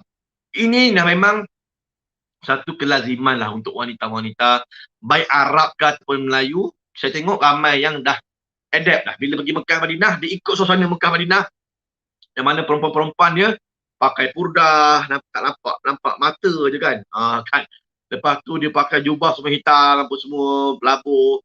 Gitulah. Jadi boleh pakai, tak ada masalah. Cuma kadang-kadang kita rasa pelik lah orang tengok je kan. Ni orang Malaysia ni. Orang tengok. Okey, baik. Tak pakai tak ada masalah. Pastikan untuk aurat dengan sempurna. Macam mana dengan nenek-nenek yang nak pakai smartphone? Mana yang katakan sebagai haji-haji, haji-haji sekalian yang berusia, anak-anak daripada Malaysia ni memang kena belikan je lah untuk mak ayah kita ni apa semua. Beli yang murah-murah. Jadi dia smartphone, dia boleh download Tamarna, Tawakalna, Google apps tu sudahlah kan. Tak payah beli yang mahal benar, tak payah. Beli yang murah-murah je dah sudah. Boleh. Kan ada yang handphone 150, 200 ringgit dah. Okey lah. Kemudian downloadkan siap-siap untuk ayah bonda kita ni tadi tu. Aplikasi Tawakalna, Tamarna dengan VPN Proxy Master. Nanti sampai sana nanti insyaAllah Mutawif bantu kan. Saya itu bersama Datuk Daud tak kurang daripada 12-13 orang yang memang tak tahulah guna handphone kan. Dia punya waktu nak ambil slot semayang saya yang uruskan. Yang nak ambil slot umrah pun Ustaz boleh tak bantu makcik untuk ambil slot umrah besok gitu. Kita bantu. Saya akan ambil handphone dia, kita bantu tak kita aja. Nanti tunjukkan ini je pada polis tu. Sambil-sambil itu hajah-hajah ayahnya bonda godek-godek lah sikit tengok, oh ini kat sini gambar, kat sini nak telefon apa semua kan. InsyaAllah tak ada masalah kan, kita bantulah, tidak kita tinggalkan aja, tak ada kan, kita bantu insyaAllah ya. Baik, seterusnya. Daripada Azizum Ibrahim, bila kita ada gelang biru boleh masuk masjid tapi boleh ke tawaf sunat sekali. Untuk gelang biru itu memberikan kemudahan para jemaah untuk bersolat dalam Masjidil Haram sahaja ataupun Masjid Nabawi. Kan bukannya untuk buat umrah. Kan buat umrah belum lagi. Setakat ni berita yang saya terima, umrah masih lagi. Tawaf di bawah kena apply di Tamarna kita dan juga kena pilih tarikh-tarikh dan masa-masa yang hijau, yang kosong. Ya? Tidak boleh kita gunakan gelang biru, kita pakai ihram, tunjuk gelang biru aja, pergi tawaf, tak boleh. Kan dia nak tengok juga kat handphone solat umrah. Ya. Cuma bagusnya ada gelang biru tu waktu semayang tak ada gaduh lah nak ambil dekat aplikasi apa semua. Sebab semayang tu penuh tuan-tuan, semayang tu penuh. Merah dah. Tambah pula hari Khamis, Jumaat, Sabtu, Ahad. Nak dapat solat Jumaat, mimpi. Tak boleh dapat solat Jumaat. Saya hari tu pun tak dapat solat Jumaat, tapi tak dapat slot solat Jumaat, dah merah. Daripada Madinah lagi dah merah dah. Bahkan kadang-kadang kalau tuan tengok Tamarna, hari Jumaat merah dah sebulan dah. Setiap 4 kali Jumaat merah dah tu dah. Orang dah ambil cok awal-awal dah, kan. Jadi apa nak buat? Dengan adanya gelang biru, insya-Allah boleh masuk. Gitu. Insya-Allah bagi mereka yang ada pergi yang Andalusia ada gelang biru ni memudahkanlah untuk urusan bersolat fardu ni insyaAllah. Jadi itulah kelebihannya, ada gelang biru. Adapun nak tawaf, mesti mohon dekat aplikasi Itamarna, tawaf untuk umrah. Ini untuk umrah. Akan datang dengar cerita akan ada kan slot tambahan dekat Itamarna tu jadi 5. Ada yang ke-6 yang namanya tawaf sunat di tingkat 1. Kalau dah ada keluar tu besok, mudahlah. Kita nak tawaf sunat, tekan aja yang nombor 6 tu, pakai baju biasa je pun kita boleh naik tingkat 1, pusing lah. Tapi besar Ustaz. Saya tawaf sunat kat bawah. Tak boleh buat apa lah tuan-tuan. Kita tak boleh nak lawan apa nama kita punya pemerintah Saudi kan. Kita tawaf aja lah kat atas apa semua kan. Slow-slow jalan, besar pusingannya, besarlah pahalanya kan. Slow-slow jalan. Nasib baik dia bagi juga untuk tawaf di atas apa semua. Sebelum ni nak kena tawaf sunat, nak buat tawaf sunat lah kononnya. Lepas tu ambil umrah, kita pun menyamar lah pakai baju kain ihram gitu. Kita pun masuk turun ke bawah apa semua kan. Dengan alasan buat umrah, padahal kita buat tawaf sunat aja. Kan? Boleh juga begitu kan. Sebab kita datang ke Mekah ni bayar mahal, package apa semua. Demo yang buat halangan-halangan. Tapi kita ke mana pun kita cubalah untuk apply. Tawaf sunat di bawah, tawaf tapi kita pakai ihram, kita tawaf sunat di bawah. Tak ada masalah. Boleh insyaAllah ya. Okey baik. Seterusnya. Aisyah Mat Hassan, bolehkah kita guna SIM card rakan yang baru balik dari umrah 2-3 bulan yang lalu? Satu SIM card didaftarkan dengan e-visa dia, iqamah dia ataupun dia punya maklumat kemasukan dia. So tak boleh. Kalau terpakai nanti dia detect orang tu lah. Tak detect lah kita kan apa semua. Kalau ada masalah kan apa semua SIM card, dia kena ada cap jari apa semua nak beli SIM card ni. Jadi kat mana pun beli je lah kan. Allah, 40 riyal je tuan-tuan. Bukan mahal. 40 riyal beli je lah kan. Sebab apa 40 riyal ni kita beli SIM card dengan cap jari kita. Kita pakai kat situ untuk aktifkan kita punya SIM card kan. Jadi kalau orang lain punya cap jari dia. Nanti ada masalah apa semua, orang dah balik. Kita pula jenuh pula nak mencari pula syarikat mobili datang balik ke hotel apa semua nak uruskan SIM card. Padahal dah ada setiap uruskan. Awak tak pergi, tak buat aja kan. Nanti lagi menyusahkan kita dan banyak pula nanti susah orang apa semua kan. Jadi better beli je. 40 riyal paling murah 4 GB lah ya. Okay, baik. Seterusnya. Daripada Azizah Zainal, tawaf sunat bolehkah tingkat atas je ke Ustaz? Belum tahu, saya tak tahu, tak pasti lagi. Sama ada dia nak launching tu bila. Buat masa ni saya tanya belum boleh lagi kan. Tak boleh lagi. Mungkin bulan 1 ni dah boleh, insya-Allah kan. Bulan 1 ni dah boleh, insya-Allah, bermakna para jemaah ada harapan lah untuk tawaf sunat di tingkat 1 ya. Okey baik, seterusnya. Nur Sakilawati, Ustaz boleh minta family kat Malaysia tolong isikan? Boleh. Bila kita dekat Madinah untuk SSO, kita boleh minta anak kita kat Malaysia tolong isikan untuk mak. Dia boleh isikan. Ambil IC kita, muka depan pasport kita, apa semua dia resizekan kedua 50 KB, dia isikanlah SSO apa semua tu. Kan jemaah saya yang pun 4-5 orang jemaah juga, anak Malaysia tolong isikan. Tak ada masalah. Boleh. Dia email anak pun boleh, tak ada masalah. Lepas tu lepas 2 hari, anak tolong tengok kat email dia, approve ataupun reject. Kan? Mudah gitu. Tak ada masalah juga ya. Baik, seterusnya. Muhammad Hafidi Hasmawi, penghuni rumah ada 3 orang. Yang kuarantin 2 orang. Lulus ke kuarantin di rumah. 3 bilik, 1 bilik air dan 1 tandas. Kan, saya tuan-tuan tadi tu saya bagi contoh aja. Lulus tak lulus KKM lah. Tapi kalau dari sudut ayat ni ni kalau saya sebagai pegawai KKM. Kalau tuan-tuan nak kena kuarantin, bila kuarantin nak kena asing daripada orang yang tak pergi dengan orang yang pergi. Penghuni rumah ada 3 orang. Yang kuarantin 2 orang. Bermakna 2 orang kuarantin, 1 orang tak kuarantin. Kan? Lulus ke kuarantin rumah, ada 3 bilik. Kan 3 bilik. Tapi 1 bilik air aja. Lepas tu bilik air ni bersambung dengan bilik tidur ke tidak? Kalau bilik air memang kat luar, memang tak dapat. Kan? Banyak dah kes, tak dapat. Dia mesti bilik ada 1 bilik air yang attach dalam bilik air, bilik tidur kita. Bilik air tu, tandas tu, mesti attach dalam kita punya bilik tidur.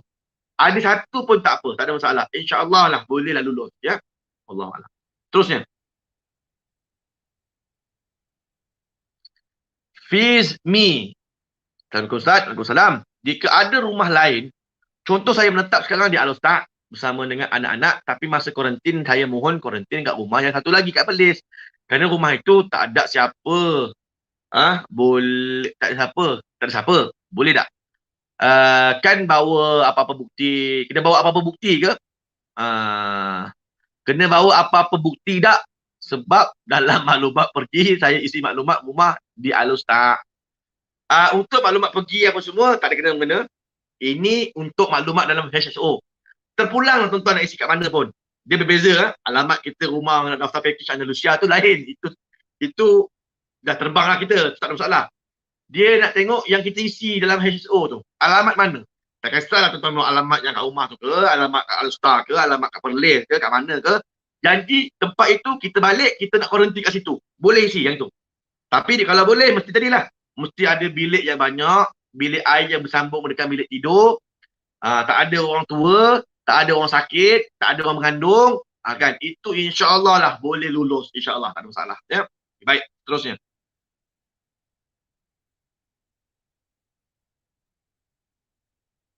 Terusnya.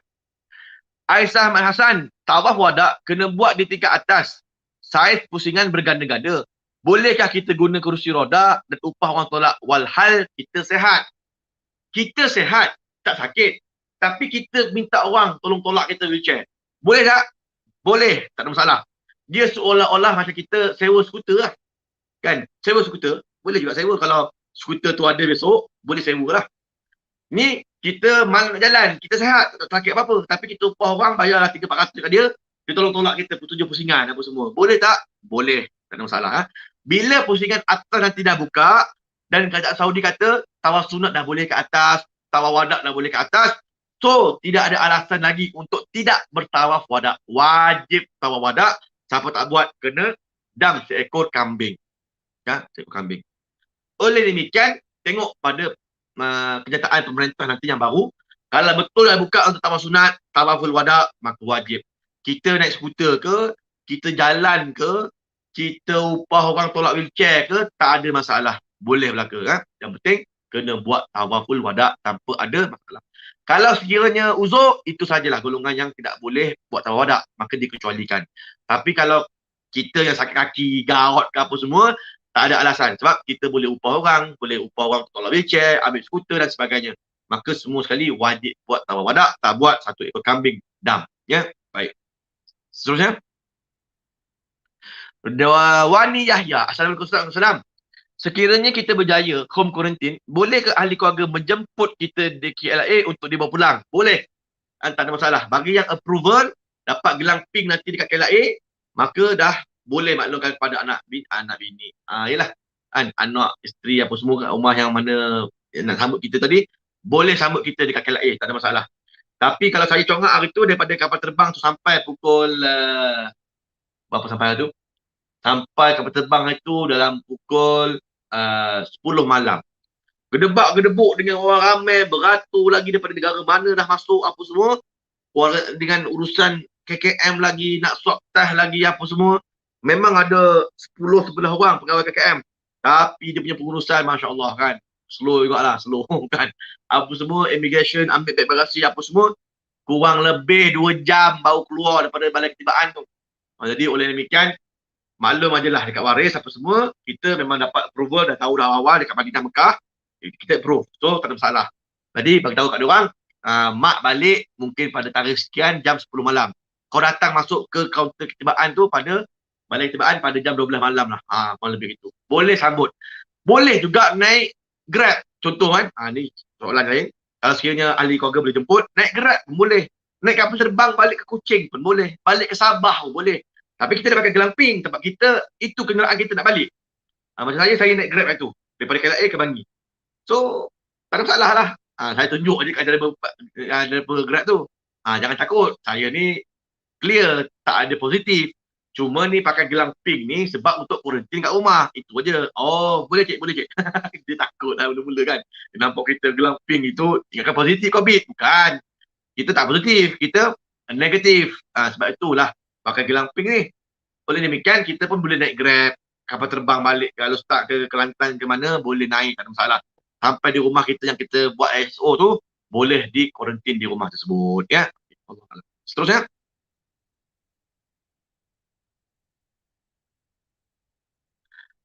Bazri B. Ustaz, semalam saya cakap di Saudi, kita wajib pakai mask di tempat tertutup. Kalau wanita nak pakai mask, berapa banyak dam kena bayar? Bila Saudi dah mewajibkan untuk pakai mask, maka tidak ada lagi bayaran dam untuk mereka. Kan? Bila dah Saudi, kerajaan, ulil amri, pemerintah tempatan mengatakan wajib pakai mask. Sebab apa? Kita masih lagi fatrah COVID di tempat tertutup. Cuma di tempat terbuka saja dia kata boleh untuk tidak pakai. Dan dalam hotel, dalam Masjid Nabawi, Masjidil Haram wajib pakai.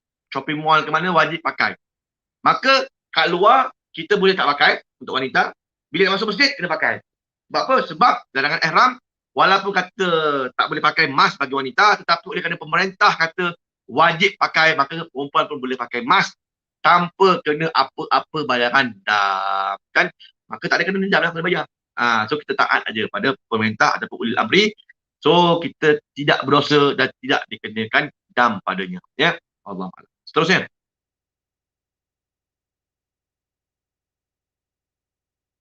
Mustaqim. Assalamualaikum Ustaz. Waalaikumsalam warahmatullahi. Mengambil wuduk semasa dalam kapal terbang and tawaf menggunakan air dalam botol spray perlu 3 kali setiap bahagian ke? Tak perlu. Kan? Apabila memakai botol air spray, kita spray muka, cukup sekali dengan kadar kuantiti air yang kita spray kat muka tu menitis 4-5 titisan, ambil tangan, jalan terus saja. Kan? Rata semua air, dah. 1 kali memadai. Tangan kanan pula spray, menitis 3 kali titisan, 4 kali titisan, jalan terus. Semua sekali. Kena semua anggota, selesai. Kiri pula. Rambut, kaki, kiri kanan. Maka cukup sekali dah memadai dah. Tak perlu sampai 4 ataupun 5 kali. Tak perlu.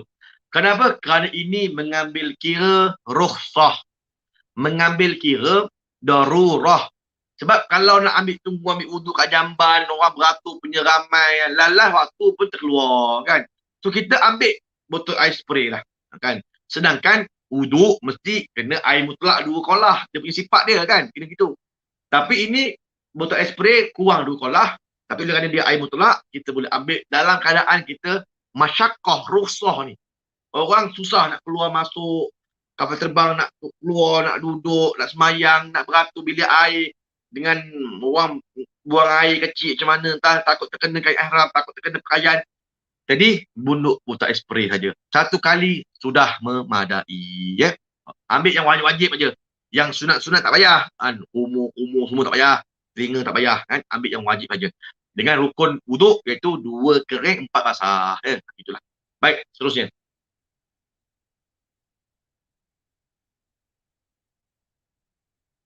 Zunaidah Ngatiman, Assalamualaikum Ustaz, Waalaikumsalam. Dokumen yang attach HSO tu kena hitam putih ke? Kena hitam putih ke? Tak ada masalah, boleh ambil gambar aja, hitam putih ke, ada warna ke. Janji ada 3 dokumen tu lah, kan, iaitu salinan depan pasport. Kalau pasport pun tak ada pasport original, ambil salinan, kertas salinan kan hitam putih. Ambil salinan pun boleh, ambil gambar, tak ada masalah. Kan? IC, kalau ada salinan IC pun boleh, hitam putih pun tak ada masalah. Kemudian sijil vaksinasi kita screenshot lah. Lazimnya yang screenshot tu ada warna lah. Ada warna ke hitam putih ke, tak ada masalah. Boleh untuk kita mohon HSO. Ya. Seterusnya.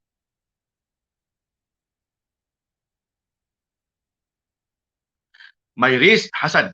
Assalamualaikum Ustaz. Assalamualaikum. Kita berpeluang naik kereta api laju ke? Baik. Baru nak cakap tadi. Untuk kereta api laju, Cik Admin naikkan gambar kereta api laju. Kan? Nak cakap inilah tadi ni. Perkhidmatan kereta api laju Haramain ada disediakan oleh pihak Andalusia daripada Mekah ke Madinah ataupun Madinah ke Mekah. Sehala je lah. Kan sehala gitu. Dengan bayaran RM350 Malaysia untuk ekonomi coach dan RM450 untuk business coach. Gitu kan.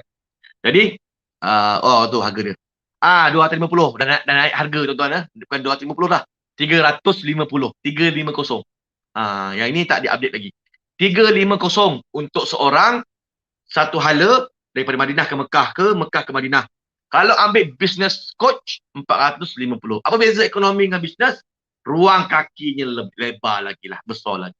Kan? Jadi contoh jemaah saya yang naik train, ada gambar tadi.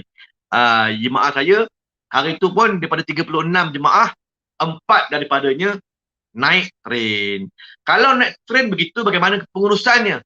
Maka yang mana naik bas, bas datang, loading bag dalam bas, apa semua dengan mutawif, pergi ke Bir Ali, lepas tu pergi ke Mekah lah.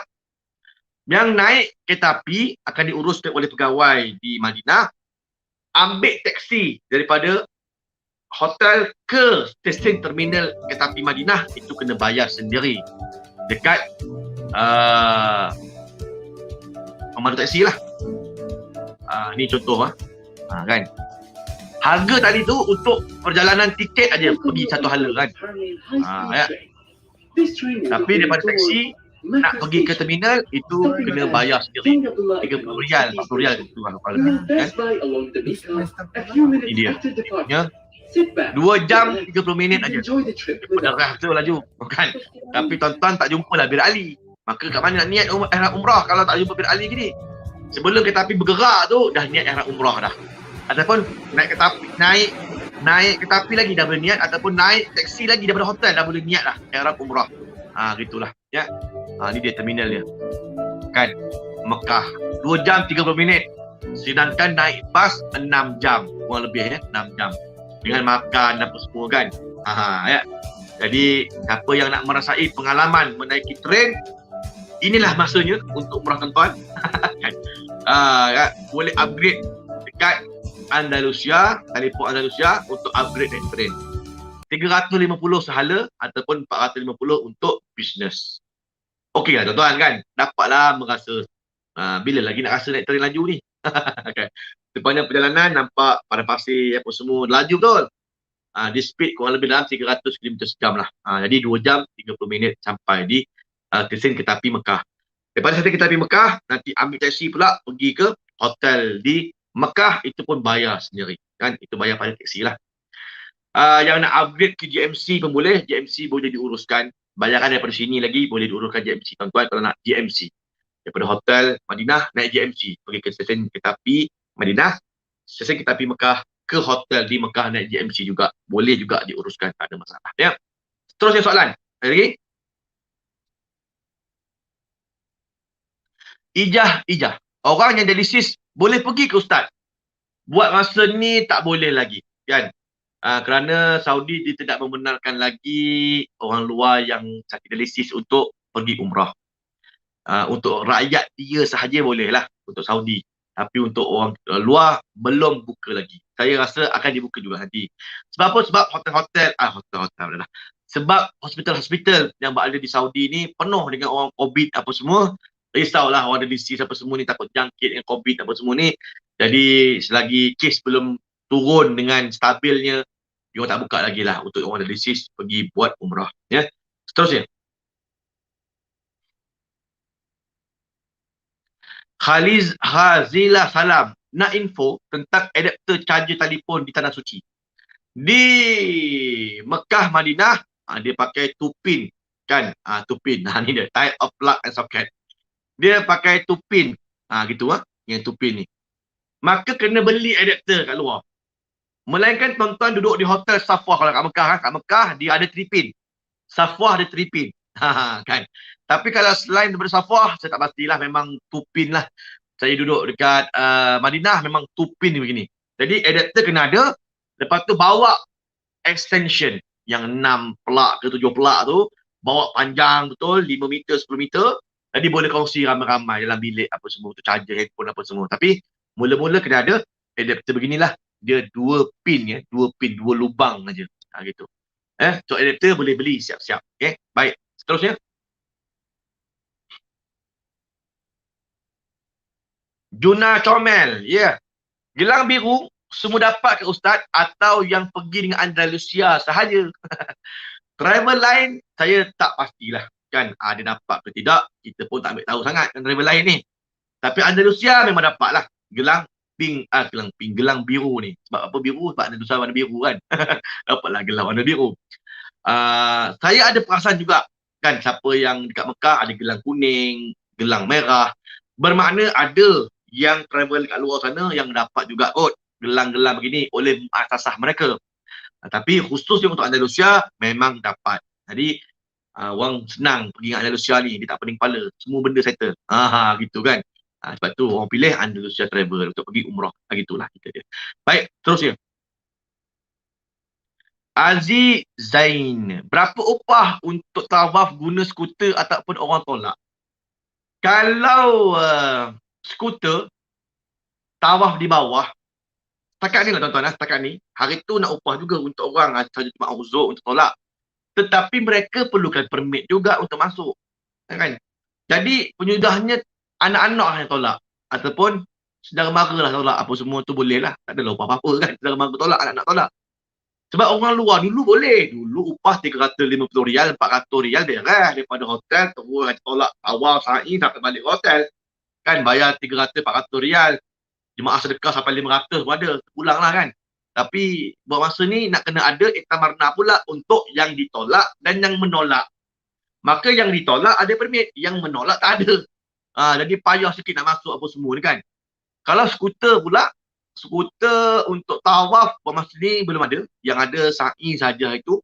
Satu sa'i untuk pergi balik 7 kali tu, dia letakkan harga dalam 52 rial something untuk single seat.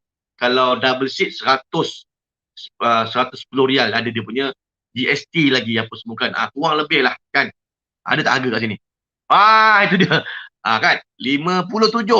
57 rial untuk single seat. 57 rial 50 sen untuk single seat. 115 untuk double seat. Ya. Hari tu jemaah kita nampak aja skuter ni. Kan. Ada yang naik, ada yang tak naik. Gitu kan. Dah naik lupa dah lebih harga. Jadi inilah harga skuter. Skuter ni kat tempat sa'i di ground floor ada. Akan datang bulan Januari ni dia kata kalau nak buka tawaf yang besar tu mungkin gamaknya skuter ni juga akan di provide di tempat tingkat 1 nantilah. Mungkin harganya akan diupdate nanti.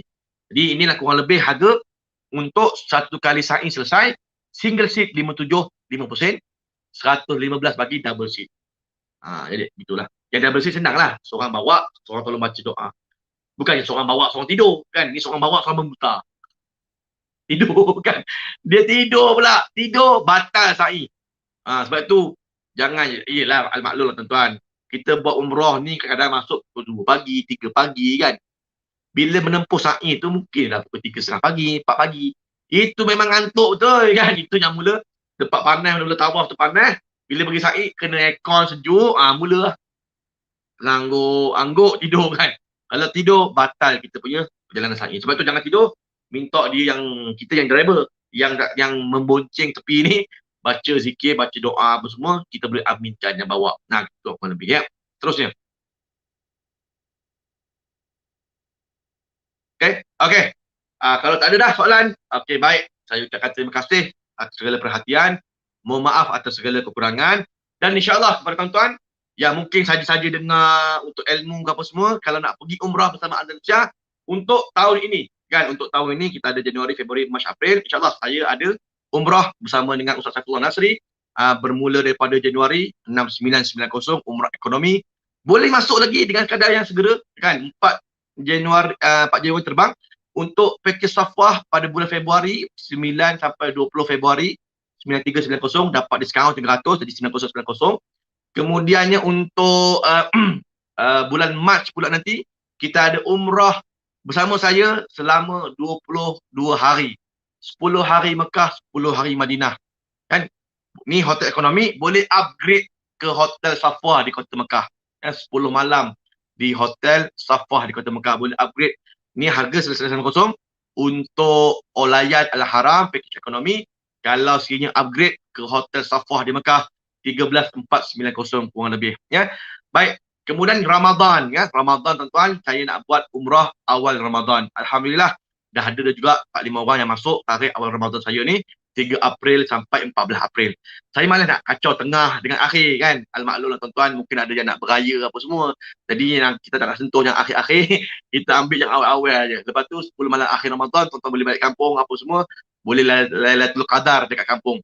Jadi ini tarikh saya 3 hingga 14 April untuk umrah bersama saya, Olayan Al-Haram, iaitu Hanin Firdaus yang dahulunya package ekonomi, untuk package awal Ramadan. Ya, jadi kalau sekiranya ada yang nak tanya pasal package-package apa semua ni, boleh hubungi saya kan, di talian nombor saya kat bawah ni ada WhatsApp saya.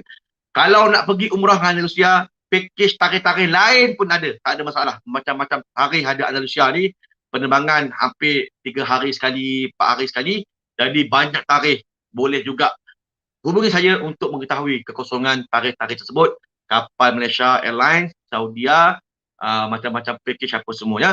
Jadi InsyaAllah. Dan ini pula maklumat untuk esok. Esok kita ada kursus umrah lagi bersama dengan saya pada jam 10 pagi sampai 12 tengah hari, 2 jam itu esok.